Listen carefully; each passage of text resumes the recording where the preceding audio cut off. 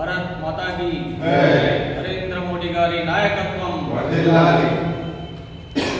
Bharatiya Janata party OBC मोर्चा आध्वर्యంలో నేడు press meet కార్యక్రమాన్ని నిర్వహించడం జరుగుతుంది। మరి రేపటి రాష్ట్ర బంద్కు బీసీ నాయకులు ఇచ్చినటువంటి బంద్కు పూర్తి మద్దతు తెలుపుతూ మరి 1977లో ఇందిరా గాంధీ ఎమర్జెన్సీ విధించి అధికార దాహంతో ఈ దేశంలో తాము మాత్రమే పాలించాలనేటువంటి కుట్ర కుతంత్రాలతో ఎమర్జెన్సీ విధించి ఈ దేశ ప్రజలను ఒక భయోత్పాతానికి సృష్టించడం జరిగింది।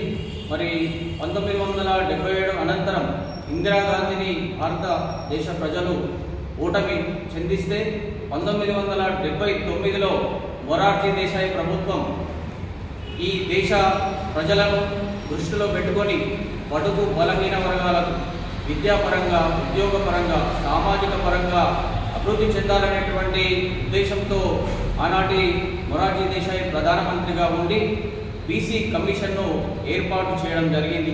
దీనికి ఆ యొక్క పార్లమెంటరీకి సంబంధించినటువంటి విపి మండల్ గారిని నియమించి ఈ యొక్క కమిషన్ను ఏర్పాటు చేసి బీసీలకు ఒక మంచి భవిష్యత్తును ఏర్పాటు చేయాలనేటువంటి ఉద్దేశంతో చేస్తే దీన్ని పూర్తిగా వ్యతిరేకించినటువంటి ఇందిరాగాంధీ దేశంలో కాంగ్రెస్ పార్టీ అందరూ కలిసి దేశంలో అల్లకల్లోలం సృష్టించి ఈ యొక్క బీసీ కమిషన్ను అడ్డుకోవడం జరిగింది। ఆనాడు ఎంతోమంది విద్యార్థులను బలిదానం చేసుకోవడం ఇందిరాగాంధీ ప్రభుత్వం వల్లనే ఇందిరాగాంధీ కాంగ్రెస్ పార్టీ వల్లనే జరిగిందనేటువంటిది మనమందరం కూడా గమనించాల్సినటువంటి అవసరం ఉంది। మరి 1980లో ఇందిరాగాంధీ ప్రభుత్వాన్ని ఏర్పాటు చేసి మొరార్జీ దేశాయ్ ప్రభుత్వాన్ని కూలదోసి 1980లో ఇందిరాగాంధీ ప్రభుత్వం ఏర్పాటు చేసి బీసీ కమిషన్ను పూర్తిగా వ్యతిరేకించి ఆ యొక్క బిల్లును పక్కన పెట్టడం జరిగింది। 1984లో ఇందిరాగాంధీ హత్య అనంతరం రాజీవ్ గాంధీ కూడా ప్రధానమంత్రిగా ఈ దేశానికి ఉన్న తర్వాత ఆ యొక్క బిల్లును ఎన్నిసార్లు చెప్పుదామన్నప్పటికీ కూడా వారు తిరస్కరించడం జరిగింది।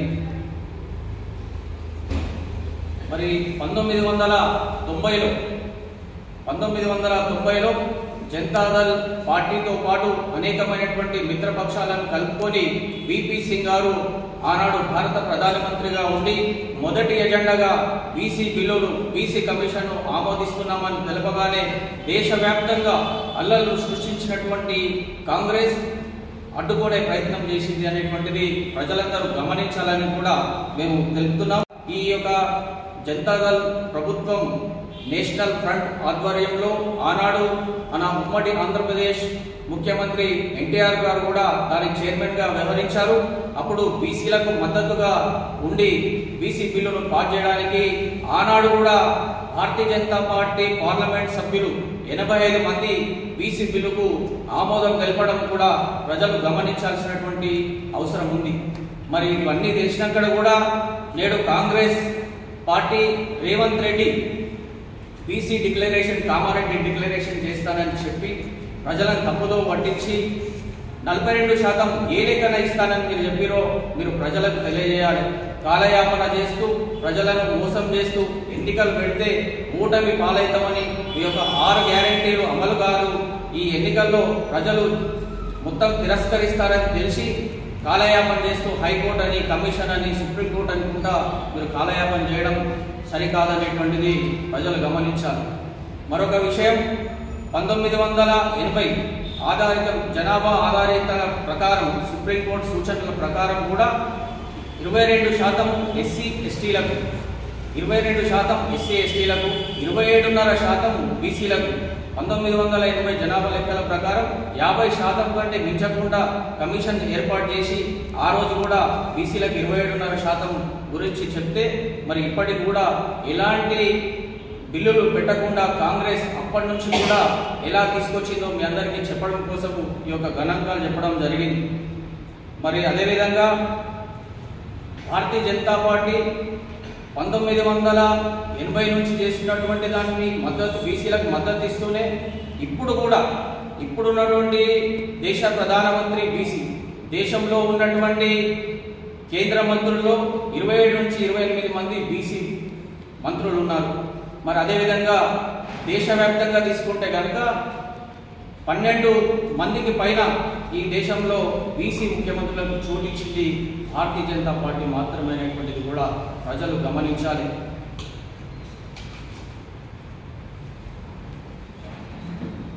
సంవత్సరాల నుంచి టీఆర్ఎస్ నుంచి భారత రాష్ట్ర సమితి అని చెప్పుకున్నటువంటి కేసీఆర్ ప్రభుత్వం మరి 10 సంవత్సరాల్లో ఏనాడు కూడా బీసీల గురించి తెలుపలేదు. బీసీలను హక్కు చేర్చినటువంటి బీఆర్ఎస్ పార్టీ నేడు రేపటి రాష్ట్ర బంధుకు మద్దతు ఇవ్వడం హాస్యాస్పదంగా అవుతుంది. మరి దాన్ని కూడా ప్రజలు గమనించాల్సినటువంటి అవసరం ఉందనేటువంటిది మీ అందరికీ తెలియజేసుకుంటూ, మరి ఈ ఎన్నికలను ఎప్పుడు ఏర్పాటు చేస్తారనేటువంటిది, ఎవరు ఏర్పాటు చేస్తారనేటువంటిది కాంగ్రెస్ పార్టీ నిర్ణయిస్తుందా, రేవంత్ రెడ్డి నిర్ణయిస్తాడా, లేదో కాంగ్రెస్ పార్టీ అధిష్టానం ఢిల్లీలో ఉన్నటువంటి రాహుల్ గాంధీ నిర్వహిస్తాడా, ఇది కాంగ్రెస్ తెలపాలి. ఇంకా ఒక విషయం ఏంటిదంటే, ఈ రేపటి బంద్ను 18న బంద్కు కాంగ్రెస్ పార్టీ కూడా మద్దతు ఇవ్వడం అనేటువంటిది చిన్న పిల్లల ఆటలాగా కనిపిస్తున్నది. ఎవరిని మోసం చేస్తారు?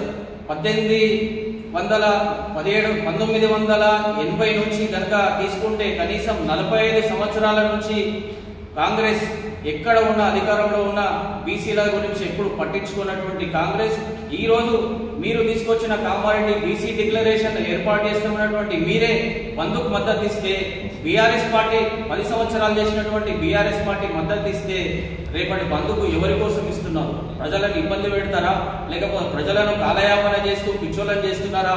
ప్రజలు గమనించాలనేటువంటిది చేస్తున్నాం.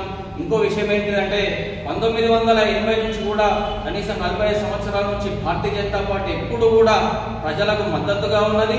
ప్రజల కోసమే, బీసీల కోసమే సామాజిక పరంగా న్యాయం చేస్తూ ప్రధానమంత్రి నుంచి ముఖ్యమంత్రి, ఎమ్మెల్యే దాకా కూడా బీసీల కోసం సీట్లను కేటాయించేది కేవలం భారతీయ జనతా పార్టీ మాత్రమే అనేటువంటిది ఈ సందర్భంగా ప్రెస్ మీట్లో మీ అందరికీ తెలియజేస్తూ, రేపు రాష్ట్ర బంధుకు పిలుపునిచ్చినటువంటి బీసీ సంఘాల కోసం రాష్ట్ర వ్యాప్తంగా భారతీయ జనతా పార్టీ ఆధ్వర్యంలో అందరం కూడా బంధుకు సంపూర్ణ మద్దతు తెలుపుతున్నాం. ఈ బంధులో వాణిజ్య వ్యాపార వర్గాలు, బస్సులు, హోటళ్లు, విద్యా సంస్థలు అన్నీ కూడా బంద్ చేయాలని, దీనికోసము బీసీ నాయకులు, బీసీ సంబంధించినటువంటి ప్రతి ఒక్కరు, విద్యార్థులు అందరూ కూడా ఈ బంద్లో పాల్గొనాలనేది మా యొక్క డిమాండ్ చేస్తున్నాం. ఈ బంద్లో సంపూర్ణ మద్దతు ప్రకటిస్తున్నాం. భారత్ మాతాకి జై. నరేంద్ర మోడీ గారి నాయకత్వం.